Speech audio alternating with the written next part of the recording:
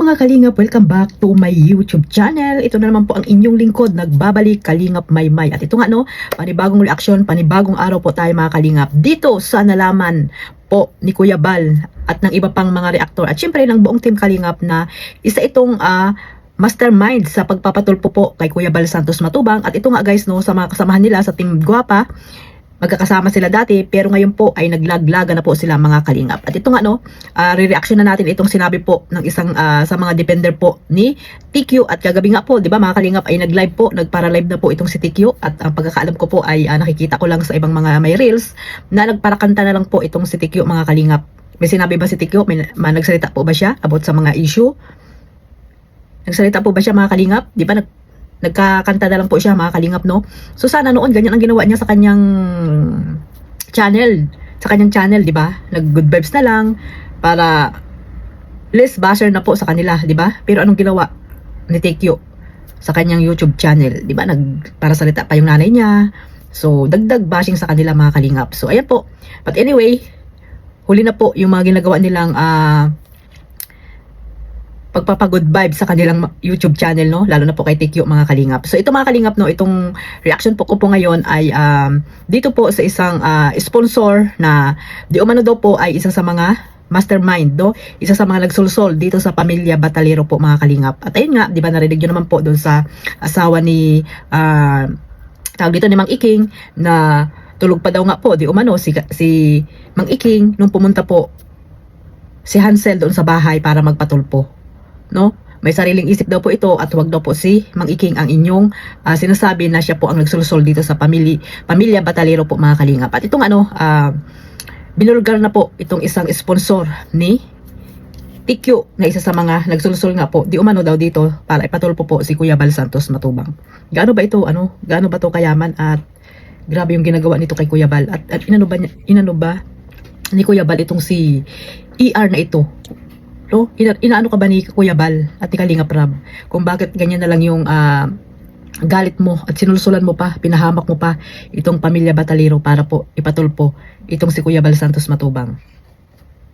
ER. Yan, si ER daw po mga Kalingap ang nagsulsol dito sa Batalero family. Ito mga Kalingap no, mayroon tayong babasahin. Ito po kasi yung nireaksyonan ni Ate Bibi mga Kalingap at dito nga po ay siya ay nilaglag na isa siya sa mga nagsulsol dito sa pamilya Batalero na ipatulpo po itong si Kuya Bal Santos Matubang. So ito mga Kalingap, mayroon po siyang dito, ito yung kinument niya, no? Ito yung kinument niya mga Kalingap. So pakiusap lang, sabi ni Annalyn Rawinson, ER. Yan, aka ER mga Kalingap. Pakiusap lang din namin sa inyo na mamahalin natin lalo at ipagtanggol natin ang ating dalaga. Huwag nating hayaang may magkokontrol sa kanya. Eh, ikaw nga daw ang nagkokontrol. Ikaw pala ang nagkokontrol dito. Ayan, hayaan natin siyang maging malaya at sa ikakabuti sa kanya. Wow. Nakabuti ba po ba yung pagsulsol nyo sa Batalero family? Nakabuti po ba? Ikabubuti po ba ng pamilya Batalero ang pagsusulsol nyo para ipatulpo itong si Kuya Bal Santos Matubang? ER? Nakausap ko naman siya at okay lang naman siya, sabi niya. Solid Beyonce forever. Ayun, nakakausap pala niya itong si Beyonce. Sino ang nagkokontrol ngayon? Sino ang nagkokontrol ngayon? ER. Annalyn Rawinson. Sino ang nagkokontrol ngayon kay Beyonce? Hindi ba ikaw? Ang sabi ni Ate Bibi? Ikaw daw po ang isa sa mga nagsulsol para tawag dito, ipatulpo si Kuya Bal. Ito pakinggan natin mga Kalingap para mapatunayan natin na totoo itong sinasabi ko na si ER ang nagsulsol po, isa sa mga nagsulsol dito sa pamilya Batalero para po ipatulpo po itong si Kuya Bal Santos Matubang. At itinaon nyo pa nakasal ng anak ni Kuya Bal, di ba? Kaya hindi talaga makakalimutan yan. Yung time na yan na pinatulpo nyo si Kuya Bal. Hindi talaga makakalimutan yan mga Kalingap. Ito pakinggan natin ha. Dalagang huwag nating hayaan may magkukontrol. Ikaw lang naman ER ang nagkukontrol, walang ibang nagkukontrol kay Beyonce. Ikaw lang. Yan. O, di ba? Ikaw lang ang nagkukontrol kay Beyonce, wala nang iba. Di ba? Ikaw ang nagsulsol.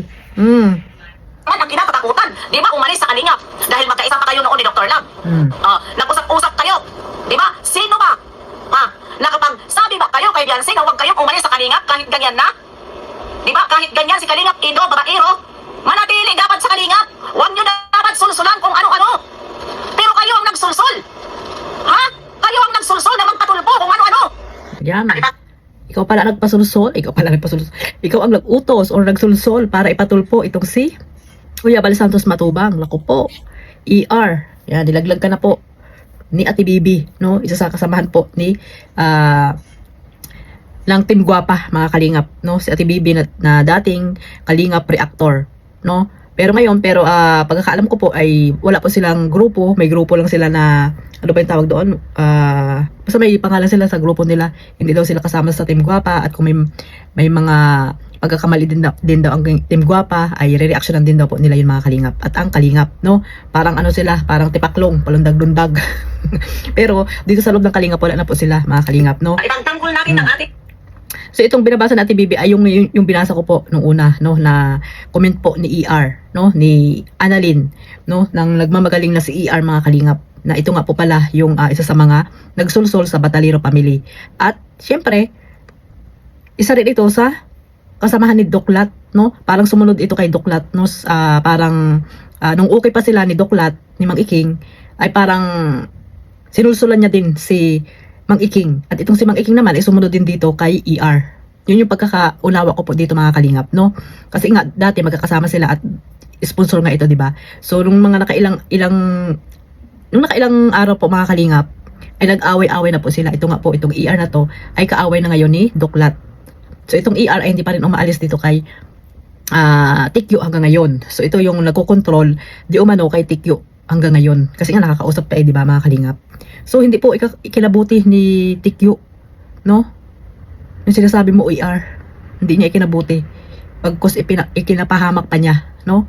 Nabas po ng todo itong si Tikyo nang dahil sa inyo, sa kasusulsul ninyo.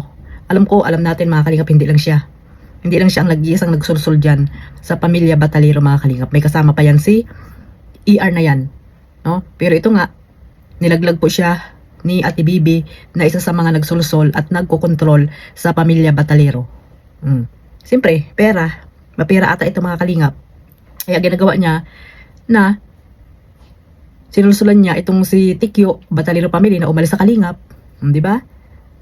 Kaya sabi ni Ate Bibi, kahit daw babaero, itong si Kalingap Edo, dapat hindi inutusan na umalis sa kalingap, na nanatiling kalingap pa rin. Pero si Kalingap ito, hindi yan babaero. Babaerong walang jowa. Tanggol natin ng ating dalaga, huwag nating hayaan may magkukontrol. Ikaw lang naman ER ang nagkukontrol, walang ibang nagkukontrol kay Yancy. Ikaw lang naman ang kinatatakutan. Di ba? Di ba? Kinatakutan pala ito. Kinatakutan ng Batalero family, Tikyo. Ano yung narinig ko, mga kalingap, ha? ER ang nagkukontrol, walang ibang nagkukontrol kay Yancy. Ikaw lang naman ang kinatatakutan. Di ba? Umalis sa kanila. Kinatakutan.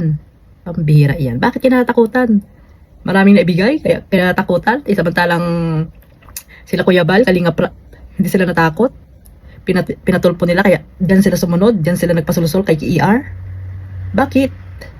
Kay ER sila natakot. Anong dahilan? Pambihira na yan. No, mga kalingap. Ikaw pala ang nagkokontrol ay isa sa mga nagkokontrol sa pamilya Batalero. Siya ang isa sa mga nagkokontrol sa pamilya Batalero, mga kalingap. Ibang tanggol natin ng ating dalaga, huwag nating hayaan may magkukontrol. Ikaw lang naman ER ang nagkukontrol, walang ibang nagkukontrol kay Yancy. Ikaw lang naman ang kinatatakutan. Di ba? Umalis sa kalingap dahil magkaisa pa kayo noon ni Dr. Lam. Nag-usap-usap kayo. Di ba? Sino ba?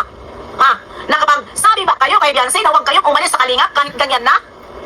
Di ba? Kahit ganyan si Kalingap Ido, babaero, manatili dapat sa kalingap. Huwag nyo dapat sulsulan kung ano-ano. Pero kayo ang nagsulsul. Ha?